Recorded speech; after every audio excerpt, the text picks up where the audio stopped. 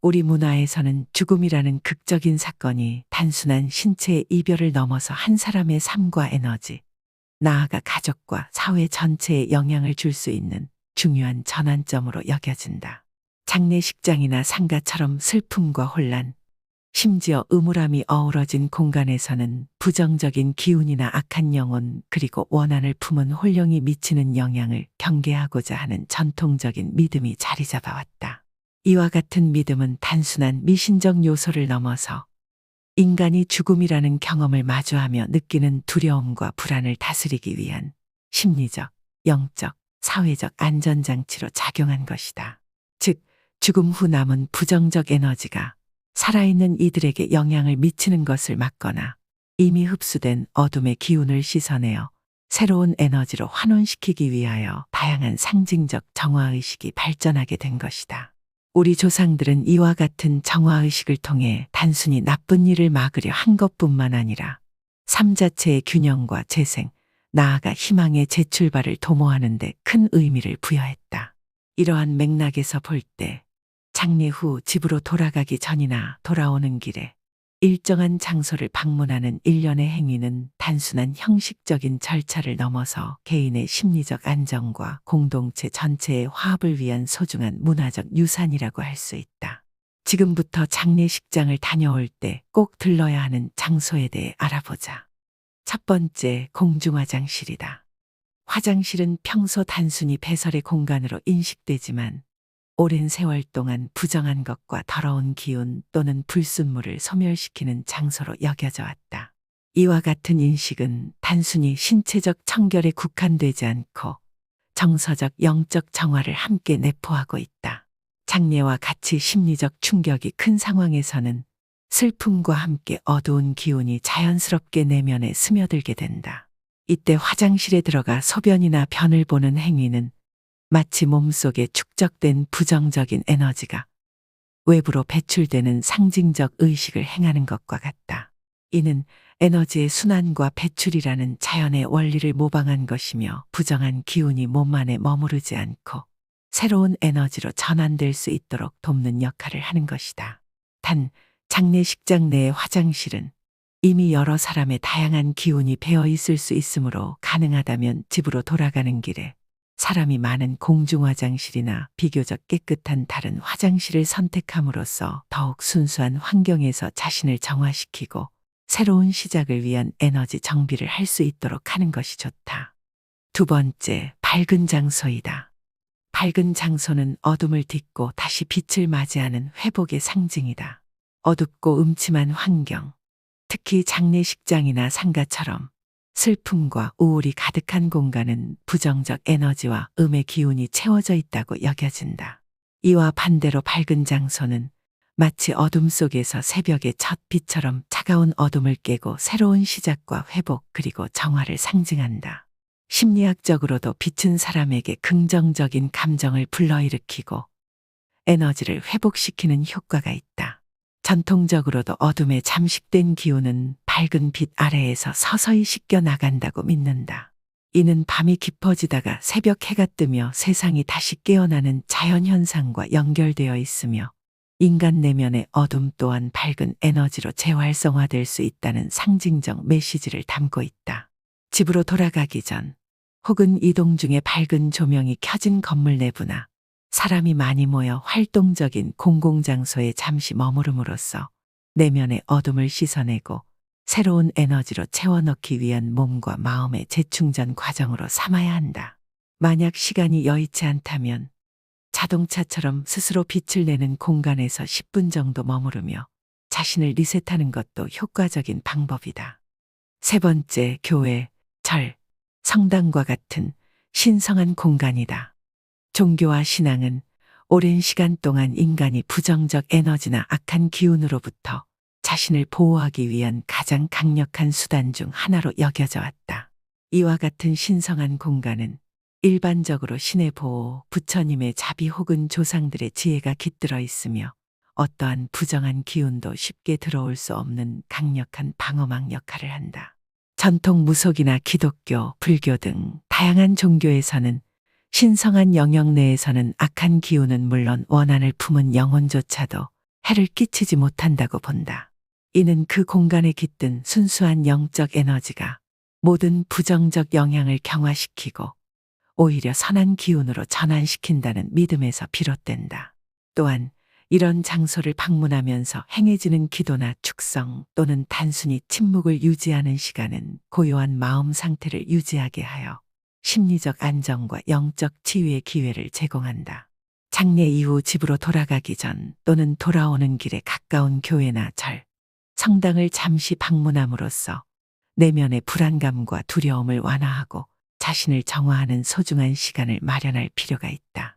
만약 직접적으로 종교적 공간에 발을 들이기 어려운 상황이라면 주변에 마련된 성수대 혹은 맑은 물이 제공되는 휴게시설이나 기도문, 충분히 비치된 장소를 활용할 수 있으며 이는 형식적인 방문을 넘어서 내면의 평화를 찾는 데 큰 도움이 될 것이다.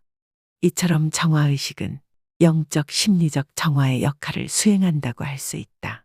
죽음은 우리 삶에서 가장 중대한 사건 중 하나이다.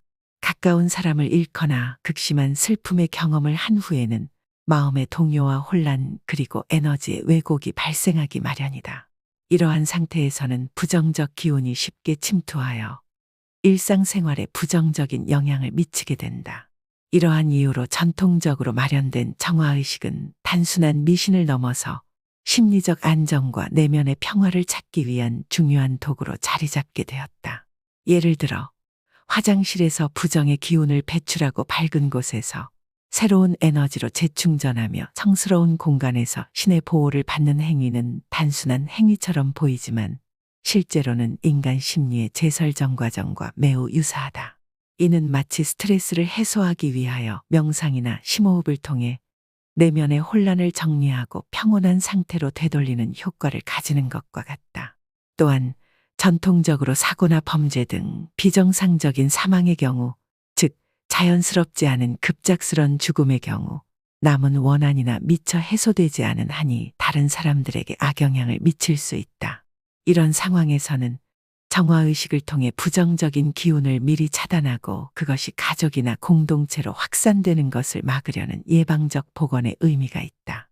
이와 같은 정화의식은 개인의 치유뿐만 아니라 가족과 사회 전체의 안정과 평화를 도모하는 역할을 하며 누구나 한 번쯤 장례라는 어려운 상황을 겪게 되는 현실 속에서 서로의 심리적 부담을 덜어주고 공동체의 유대를 강화하는 중요한 사회적 장치라고 할 수 있다. 우리의 정화의식은 한국 고유의 전통에서 비롯되었지만 전 세계 여러 문화에서도 비슷한 개념의 의례들이 발견된다. 예를 들어 일본에서는 신사에 들어가기 전 손과 입을 씻는 호바라이 의식이 있으며 이는 단순히 신체를 씻는 것을 넘어 영혼까지 정화하여 신성한 공간에 적합한 상태로 자신을 맞추려는 목적을 가진다. 또한 서양에서는 중세 유럽이나 고대 로마에서 특정 정화 목욕 의례가 존재하였으며 이는 몸에 묻은 불순한 기운이나 오염된 에너지를 씻어내어 새롭게 시작하기 위한 의식으로 이해되었다. 인디언 문화나 아프리카 전통에서도 자연 속에서 연기를 피우며 기도하거나 강물에 몸을 담그는 정화의식이 존재하며 이를 통해 부정적인 기운을 씻어내고 새로운 에너지를 받아들이는 전통이 있다.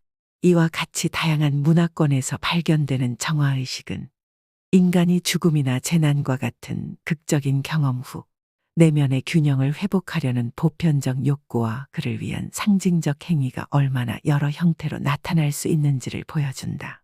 우리 조상들의 이러한 지혜는 단순한 미신이 아니라 인류 공통의 경험에서 비롯된 보편적 치유법이라고 할 수 있다. 오늘날 과학적 사고가 주류를 이루는 사회에 살고 있음에도 불구하고 여전히 인간의 심리적 안정과 스트레스 해소를 위하여 의식적인 정화 행위나 심리치료 기법을 사용하고 있다. 예를 들어 많은 사람들이 명상을 통해 내면의 불안을 해소하고 긍정적 에너지를 불러일으키는 것은 전통 의식에서 말하는 내면의 정화와 매우 유사하다.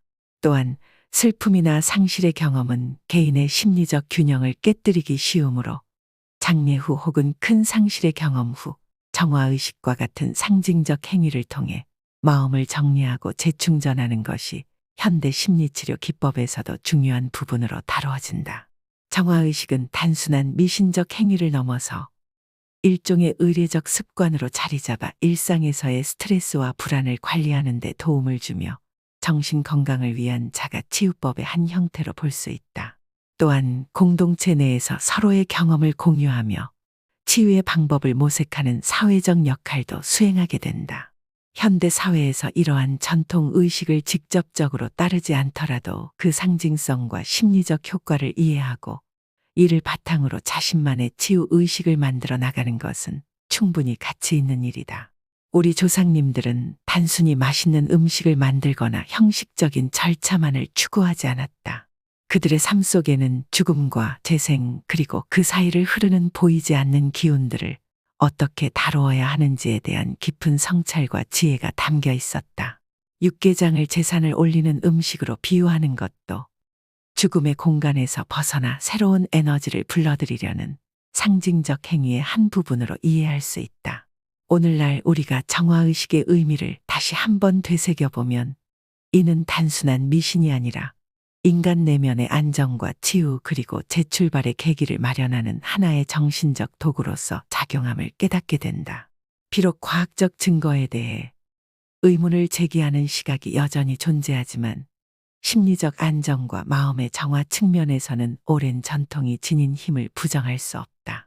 큰 상실이나 깊은 슬픔을 겪은 후에도 이와 같은 상징적 정화의식을 단순한 미신적 행위로 치부하지 않고 내면을 돌이켜보며 자신만의 치유 방법을 찾는 계기로 삼아야 한다.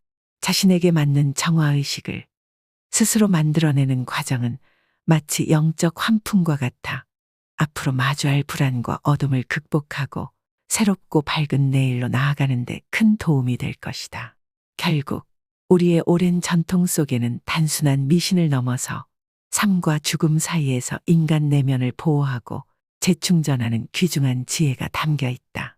우리 모두가 이 전통적 지혜를 현대의 변화 속에서도 잃지 않고 계승해 나간다면 더 많은 이들이 슬픔과 두려움을 극복하고 매 순간을 새로운 에너지로 채워나갈 것이라고 믿는다. 이와 같이 정화의식은 겁주기 위한 단순한 미신으로 치부되어서는 안 되며 오랜 세월 동안 축적된 전통적 문화적 지혜와 심리적 안정의 도구로서 현대를 살아가는 우리에게 충분한 의미와 실천 방법을 제공한다. 지금부터라도 장례 후 혹은 큰 슬픔을 겪은 후에 이와 같은 상징적 정화의식을 통해 내면의 어둠을 씻어내고 밝은 빛 아래서 새롭게 재탄생하는 경험을 해보길 바란다. 전통과 현대가 만나는 그 지점에서 여러분의 내면은 한층 더 강해지고 평온해질 것이다.